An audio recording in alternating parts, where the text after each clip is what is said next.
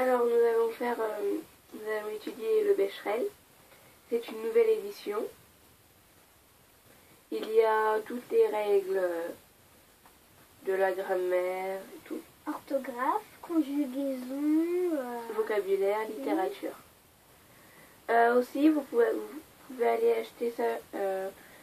C'est pas cher, c'est 10 €. C'est pour maîtriser le français. Après, vous avez d'autres références. Tout sur la conjugaison ou tout sur l'anglais. Là, nous avons choisi sur tout, sauf l'anglais. Alors, nous allons faire de la grammaire. Alors, dans la grammaire, nous vous indiquons comment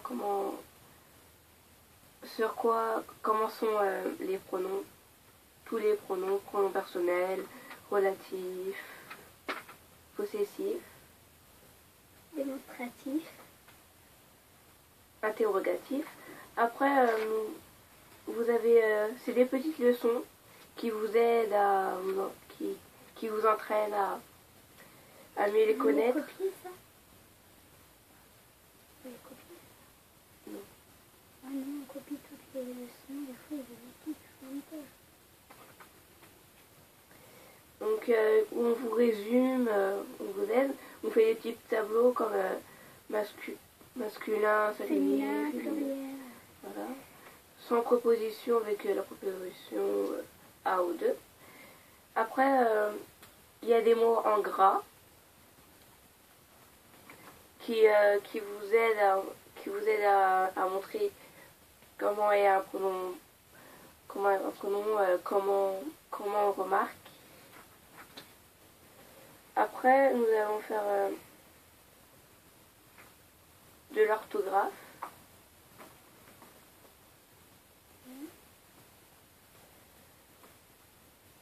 Donc voilà, il y a toujours le résumé, la règle générale de l'orthographe. Le pluriel des adjectifs qualificatifs se forme généralement en ajoutant un S à la fin de l'adjectif masculin. Masculin ou féminin singulier.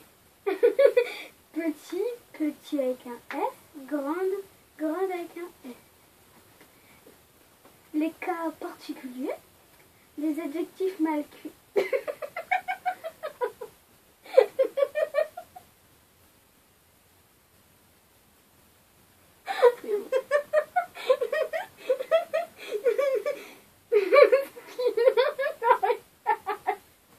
Reprends-toi. Bon, alors il y a les cas particuliers. Les adjectifs masculins terminés par un S ou un X au singulier ne changent pas de forme au masculin pluriel. Comme gros, il est masculin singulier, c'est un masculin singulier, il a toujours le S. Quand c'est pluriel, il a toujours le S, ça ne change pas. Comme vieux, un vieux c'est avec un X, des vieux c'est avec un X quand même. Ok. Après, vous avez le résumé, en général, mais il existe des règles particulières pour les noms S, X, Z, O, U, ou, A, I, comme les noms composés. Après, il y a les adjectifs qualificatifs. Comment on sait comment on trouve que c'est un adjectif Donc les règles générales. qualificatif. Le féminin de l'adjectif qualificatif se forme généralement en ajoutant un E à la fin de l'adjectif masculin. Gourmand, gourmande, avec un E. Quand l'adjectif se termine par une voyelle au masculin, le passage... Quand l'adjectif se termine par une voyelle au masculin, le passage au féminin ne s'attend généralement pas à l'oral. Comme pointu, pointu. On n'entend pas le E à la fin. C'est toujours pareil. Au féminin, pointu se met avec un E. C'est pour ça que faut savoir l'écrire. Donc après, vous avez le petit résumé, vous avez un petit aide. Vous avez aussi, pour vous aider aussi, vous pouvez le prendre, c'est pas cher. Et au moins, ça vous aide à s'entraîner, à savoir bien parler français. Passons à la conjugaison. Au passé, temps simple et temps composé.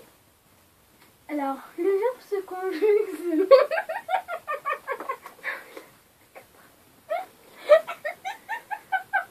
Le verbe se conjugue selon deux types de temps.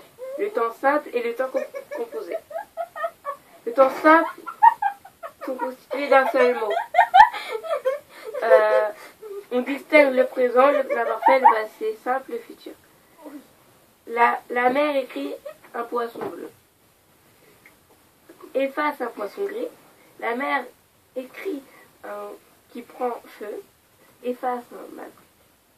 Et le passé composé, il est composé, mais il est au passé. Il y a l'auxiliaire et le participe passé.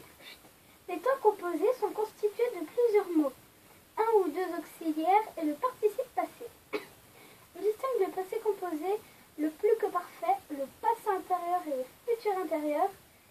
Elle avait pris ce pli dans son âge enfantin, de devenir ma chambre un peu chaque matin. De venir dans ma chambre un peu chaque matin. De Victor Hugo, les complantations. Le verbe avait pris et en plus que parfait. Le verbe avait pris et un plus que parfait. Les auxiliaires être et avoir. Autant composé, les verbes conjugués aux auxiliaires être et avoir. L'auxiliaire est imposé par les sens du verbe.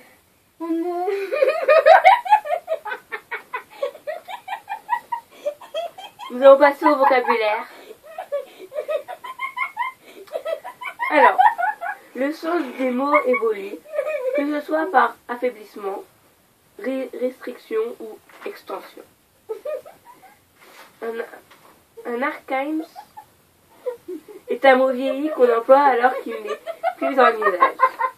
Un néologisme est un mot inventé. T'as vu ça?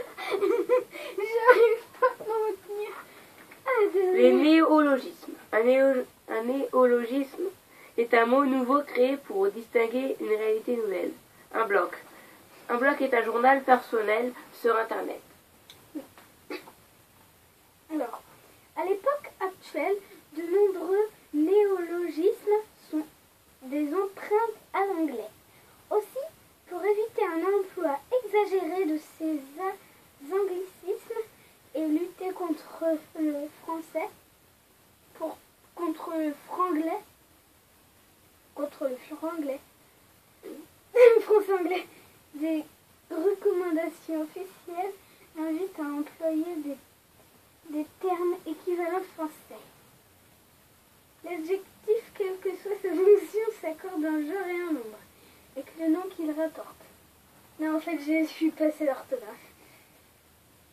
Mine renforcée. Ce locataire est silencieux. Donc, l'implicité est terminée. Donc, c'est terminé. Non, il y a la littérature. En littérature, il y a le genre et le nombre aussi, que nous correspondons à un crola, qui est en fait un chitroka, qui veut dire « Hey, corbeau, que vous semblez beau, que vous semblez joli, hey, monsieur du corbeau !» Bon, elle a un petit problème, donc nous allons arrêter ici. Toi aussi, c'était terminé. C'était la nouvelle édition. Alors, vous avez le vocabulaire, l'orthographe, la grammaire, la conjugaison et la littérature.